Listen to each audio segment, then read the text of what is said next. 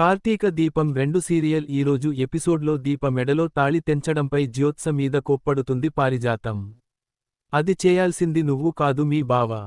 క్షమాపణ చెప్పడానికి మీ అమ్మ, నాన్నను మీ తాత తీసుకెళ్లాడు. అక్కడ ఏం జరుగుతుందో అని కంగారు పడుతుంది పారు.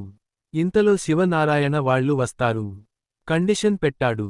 సారీ చెప్పారా? వాళ్ళు ఏమన్నారు అని పారిజాతం అంటుంది. మనకు మాట్లాడే అవకాశం ఇవ్వలేదు అన్నట్లుగా శివనారాయణ అంటుంది. అందుకే మిమ్మల్ని వెళ్ళొద్దు అన్నాను అని జ్యో అంటుంది.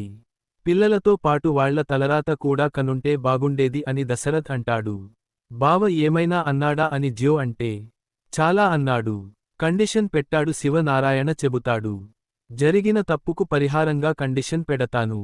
రేపు చెబుతాను అన్నాడు. ఏం అడిగినా ఇవ్వాలి. ఇది పరువు కోసం సంబంధించింది అని శివనారాయణ అంటాడు. వాడు ఏం అడిగినా ఇవ్వాల్సిందే.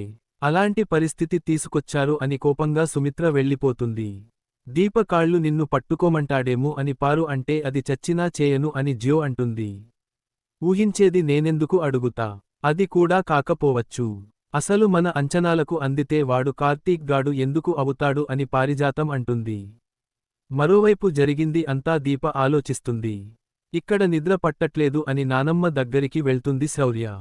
తాతయ్యతో చెప్పిన కండిషన్ ఏం చేస్తున్నావ్ అని దీప అడిగితే, రేపు అందరికీ ఒకేసారి చెబుతాను. అందరూ ఊహించేది నేనెందుకు అడుగుతాను అని కార్తీక్ అంటాడు.